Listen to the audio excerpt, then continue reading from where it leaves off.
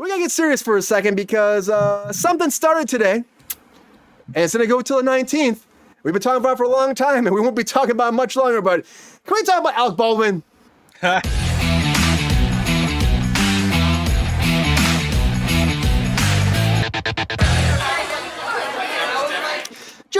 Just quickly here, because this is the very start of the trial right now. We're going to go too crazy about this today, but the Helena Hutchison trial based off her death in 2021 off the Rust set is gone into play here for Alec Baldwin. Now they selected the jurors just yesterday. They got a dozen jurors. They got 4 alts, 11 women, 5 men. And then the biggest thing that came out yesterday was the judge said that he did not think that there was any kind of relevance that Alec Baldwin was a producer, and that his producing standpoints should give him any warrant for being guilty. So they were saying because he's a producer doesn't matter. Doesn't matter because he's a producer. Judge think there's no reason that should actually affect the trial at all. And so that got thrown out right off the top, gone.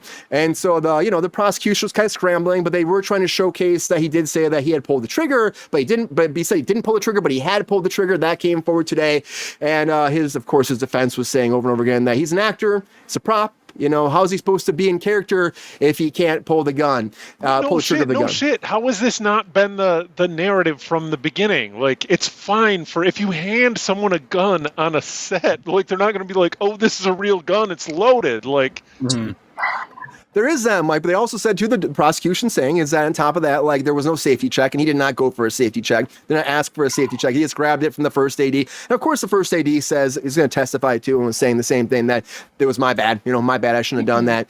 But there's a lot of bads that happen here. And I still think that being a producer is something that the prosecution maybe should have gotten in this trial, because you're a producer. And then you're a producer. People try to throw it out all the time. Like, you are, when you take that for, regardless if it's back end points or if it's for, namesake, when you do take that, I can take a lot of responsibility, I would say. So, I mean, I don't know. Allie, I saw you shaking your head. What do you think about this? The trial's just beginning. Goes to the 19th. Do you feel like Alec Baldwin's in trouble a little bit here? He certainly should be. I mean, one thing that I think people don't understand, and you mentioned I work with stunts. I work with people doing firearm stuff on set, people who are military and trained and take it onto film sets. And this has affected us because it failed at every single checkpoint. There are so many places that this went wrong. And here's the thing. It was his fault, and I do think the producer thing is highly relevant, because that armorer was a scab. That armorer was a scab. She was initially turned away for this position, and because people walked, this is why it has to do with him as the producer. She was on because he, as the producer, said, we're going to go forward anyway, even though the people who walked said, we don't feel safe, including with the firearm stuff. So you have an armorer who allowed different things to happen, including these guns were able to be walked off set and used for target practice, and was keeping real ammunition with your blanks. Yeah, exactly. He hired the armorer. So also, he, as somebody who's done this many, many times, knows better than to take it from the AD. He, of all people, should have been the first to be like, you follow the protocol. And even if he is an actor, like, he shouldn't take the gun from that person. I do understand the thought of, I don't feel that I pulled the trigger, because with the kind of weapon that he had, really, once your finger touches that trigger, it's very easy to feel like it just went off if you don't have control. But beyond that, like, honestly, every step that was skipped along the way, as far as I'm concerned, it's on him. Yeah, and those are the points we kind of talk about in the show too, as well. It's like when you are the person that hires people and you are involved that way, and you have been working in the business for a long time. Hence why this was thrown out and it's back on again. And they really went after him about the weapon. That was a big thing. I'm interested to see what they decide. And the fact that judge throughout the whole producer thing was kind of crazy to me. That was something that I heard going into this. And I was shocked. I was just shocked by it, because that's the biggest thing the producers had, the prosecution had going into this. So, I know, Allie, it's a tough situation. And I think that, it's going to shine a lot of light on, like, if we keep using prop guns on set too, it could mess up stunts that way moving forward, which is unfortunate, because most people are very safe when they do this. It just happened to be a project where you're trying to go ultra low budget, trying to cut corners, and firing people that are actually trained to do things and hiring people that are not. That's a problem. Well, and That's Hollywood. You can't cut side bit. corners on that kind of thing.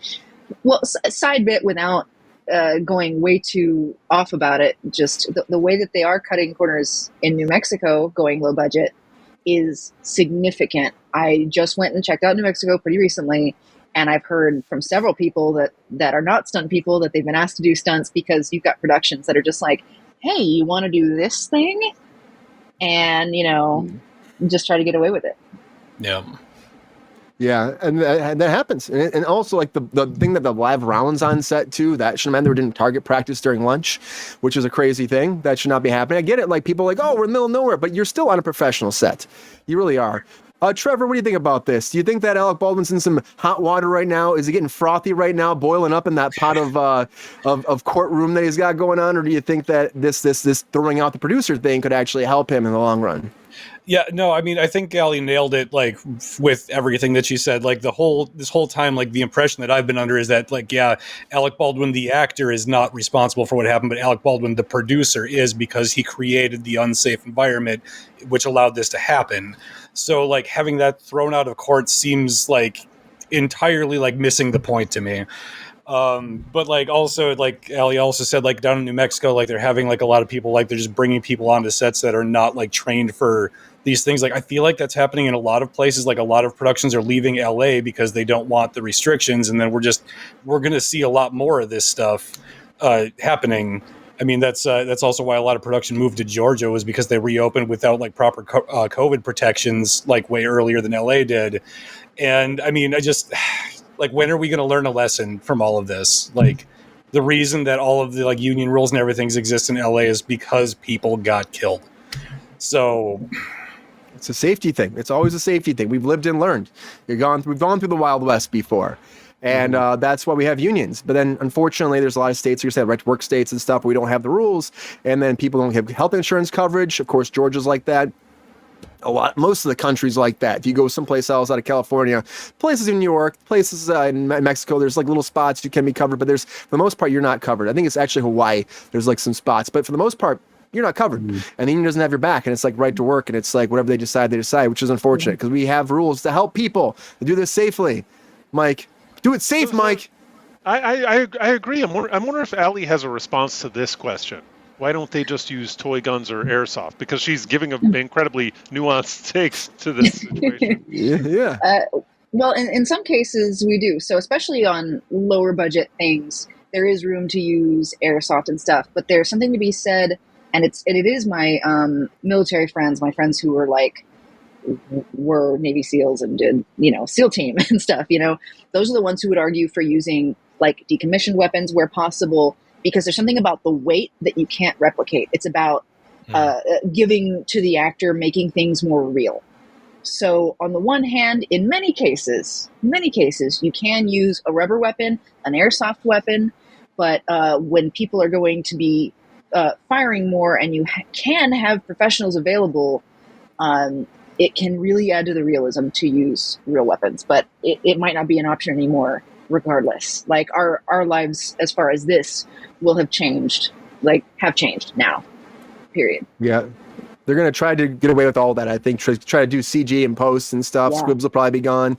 And a lot of that stuff just makes it so real. It can be done very safely. And you have people that do the weapons checks all the time. You've seen it. I worked on some big movies too, and it's like they always have the right guidelines to keep us safe. But it takes these independent jobs. I remember the one happened like a few years back where the camera operator, our assistant, got run over by the train. And that was a whole thing too. They were like, they're shooting on the train tracks. Again, weren't supposed to be there. And they had like a bed on the train tracks. And then the train started coming, and the DP said, "Grab that camera." And then she got run over by a train. It's like, it's that kind of thing. That's the kind of thing. It's that kind of thing. That's a problem. And it's because you're not covered by the unions. You're not doing what's appropriate and not following the rules. And it's very sad because we can make some great cinema if we follow the rules. And we have it for a reason, to protect people. And Alec Baldwin's a producer. He should know this stuff. And that's why I say, yes, he's an actor, and SAG is behind him 100%. They're saying it's not his right, or he's in the right. He's not in the wrong. He should be found innocent. And I get that as an actor. Of course, there's a lot of things. But when you're a seasoned, actor and producer like him, it's a lot different story, if you ask me. Yeah. But as an actor, when somebody hands me a prop gun on set, I check it. That's the first thing I do. is you look inside, confirm that there are not real bullets inside, that you're not going to fire it. So if he took it and pointed without doing those things, it is on him. Yeah. And again, the one thing that still blows my mind about this whole thing, which I'm waiting to see if they bring it up enough during the trial, is that it was rehearsal. So it's rehearsal. Camera's not even up.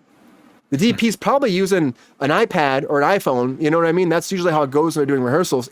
Sometimes they bring camera up, but why would you not have a rubber gun for rehearsal that way? Why would you ever try to even pull a trigger? Usually it's half-assed, I should say. Usually when you do these rehearsals, you kind of like, they call it half speed. Finger guns. You go through it. Finger guns. You hold stuff, whatever. Or they throw the big rubber thing in your hand and you go, you know what I mean? I know I had someone on the show be like, well, they have to feel the actual weight. I get that when you're actually shooting, but it's rehearsal. And this happened during rehearsal, which is, again, a situation where, as a producer, you should probably think, why am I doing this? But not being charged as a producer, it's only based off his acting, so we'll see if that changes moving forward. It can happen. Look at Johnny Depp and Amber Heard. There was some stuff that wasn't supposed to be in the court, and they got thrown in, and she got killed because of it, or tanked because her case got tanked. So we'll have to see. Alec Baldwin's court, everybody. Day one till the 19th. We'll keep covering that, of course, because we have to. We've covered it the whole time so far. We got to cover to see where it goes. Everyone from the cast group should be basic gun training. You're right. They should have got, and usually the armorer does do stuff where they shout things out. Yeah. They ask people if they want to see the guns, bring them over to set, show it to them. Anybody wants to see it, wants to feel comfortable. That's all guidelines that normally happen on a union project that's not cutting corners. So it's very unfortunate when that happens. And Alec Baldwin, good luck, man. It's going to be a tough case for you. Yo, player, if you enjoyed this video, please like and subscribe and hit the bell to be notified when we are live. And if you are able to join our Patreon, please join. Because the Pepestar needs more snickety snacks. Because I'm hungry. Holla back. Love y'all.